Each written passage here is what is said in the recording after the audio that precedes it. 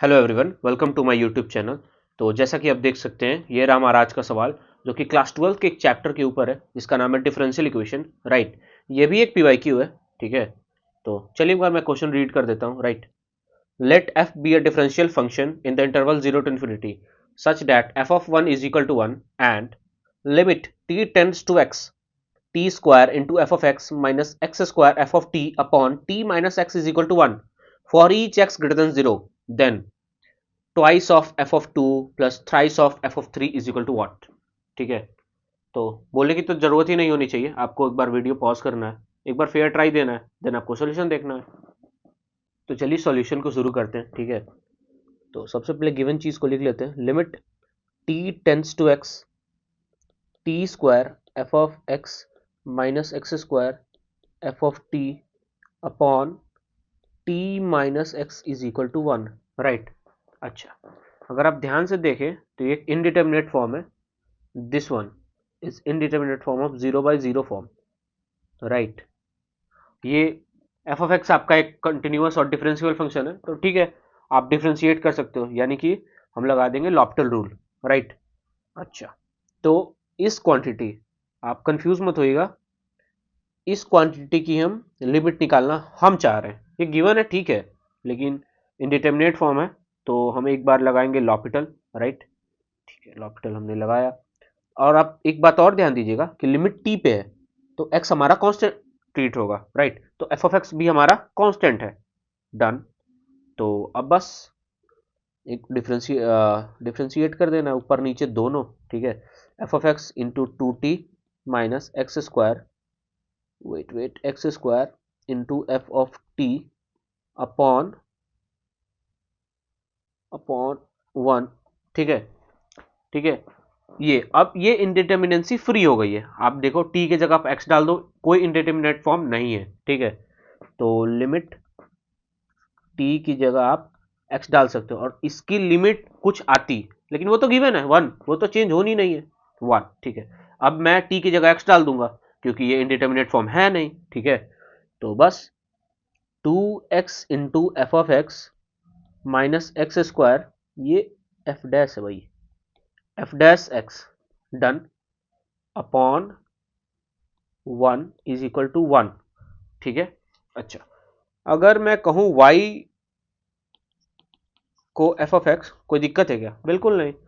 और dy by d x को लिख दूंगा एफ डैश एक्स, कोई दिक्कत है क्या? बिल्कुल नहीं। ठीक है, तो ये इक्वेशन फाइनली बनेगा हमारा two x y minus x square d y by d x is equal to one. Done, अच्छा, तो हल्का सा इसको और सिंप्लीफाई करेंगे, मुझे कुछ दिख रहा है, मैं हल्का सा सिंप्लीफाई करके बताना चाहूँगा। ठीक है, तो this much minus two x y is equal to minus one. Done, done, x square से डिवाइड कर देंगे तो बनेगा d y by d x minus two y by x is equal to minus one by x square. Done, अच्छा, अगर आप ध्यान से देखें तो ये आपका linear differential equation, linear differential equation form. ठीक है, बिल्कुल standard form, d y by d x अकेला माइनस वाई, वाई और बचा प्लस वाई और बचा जितना, यानी कि माइनस टू बाई एक्स, ये आपका फंक्शन ऑफ एक्स हो गया, और राइट हैंड साइड में भी आपका फंक्शन ऑफ एक्स हो गया। ठीक है, चलिए, तो इसे आपको पता होगा, इसे सॉल्व कैसे करते हैं। इंटीग्रेटिंग फैक्टर निकालते हैं I F e to the power integral minus two by x. आप समझ पा रहे हैं, ये वाई को छोड़ के जितना बचा सब। ठीक है, ये आपका इंटीग्रेटिंग फैक्टर आएगा यहाँ से, तो चलिए इसे कैलकुलेट कर लेते हैं। राइट, तो e to the power minus two, one by x का एल एन एक्स हो जाएगा, एल एन एक्स। डन, तो ये जो माइनस टू है, तो मुझे तो यहाँ से दिख रहा है कि ये ई टू द पावर, थोड़ा और सिंप्लीफाई करके मैं लिख ही देता हूँ। ठीक है, ये माइनस टू को आप यहाँ ले जाओ इसके पावर में, तो e to the power L N x की पावर माइनस टू, तो दिस विल बी एक्स की पावर माइनस टू फाइनल।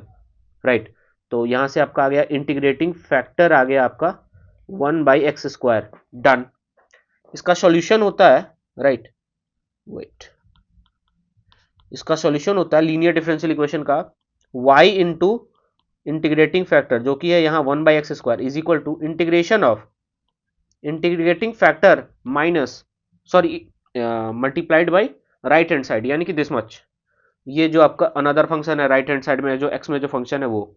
तो चलिए इनटू ये और आ गया आपका -1/x²। ठीक है, बस अब इसे सॉल्व कर लेना है। तो ये आपका हो गया y/x² is equal to -1/x⁴ का इंटीग्रेशन। ठीक है, तो y/x² is equal to x⁻⁻4 यानी कि -1/x³ done. Sorry sorry sorry, हाँ हाँ ठीक है ठीक है, x⁻⁻4 का इंटीग्रेशन हो जाएगा -4 + 1 अपॉन -4 + 1 यानी कि -3 से ये यहाँ आएगा -3 डन। ठीक है जस्ट अ मिनट। ठीक है, प्लस c कांस्टेंट आपका। अच्छा, फाइनल क्या बना, y/x² is equal to 1/3x³ plus c। अच्छा, अब ये कांस्टेंट निकलेगा कहाँ से, दे रखा है भाई, सब सवाल में दे रखा है। यहाँ देखो आप, f(1) इज इक्वल टू 1, इसका हम यूज करेंगे। ठीक है, f(1) का वैल्यू 1 दे रखा है यानी कि 1 is equal to 1/3 plus c यानी कि c is equal to 2/3 done. अब पूछा क्या है, 2 टाइम्स f(2), पूछा है आपको 2 times f(2) plus 3 times f(3). ठीक है, तो यहाँ से आप देख लो, c की वैल्यू 2/3 है ना, c की वैल्यू 2/3 आई, यहाँ लिख दो भाई, c की वैल्यू 2/3। f(2) निकालो, f(2) यहाँ से हो जाएगा 8 3 24 प्लस 2/3, मैं तो इसको लिख दूंगा भाई 16/24। ठीक, और f(2) निकाल रहे हैं ना, इंटू 4। ठीक है, तो ये हो गया आपका 17/6 राइट। अच्छा, ये हो गया आपको f(2) की वैल्यू। ठीक, f(3) निकाल रहे हैं। ठीक, तो 9 27 और 81 प्लस यहाँ आपको 27 से मल्टीप्लाई करना होगा ऊपर नीचे, तो 54/81। ठीक, और ये आपका हो जाएगा 9 राइट।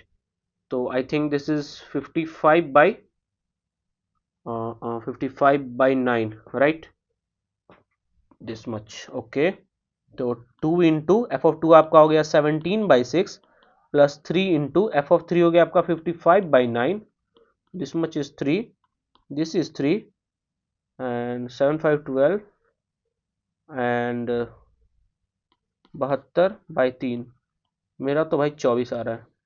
ठीक है, और मेरे हिसाब से यही सही है। ठीक है, तो ये और आंसर।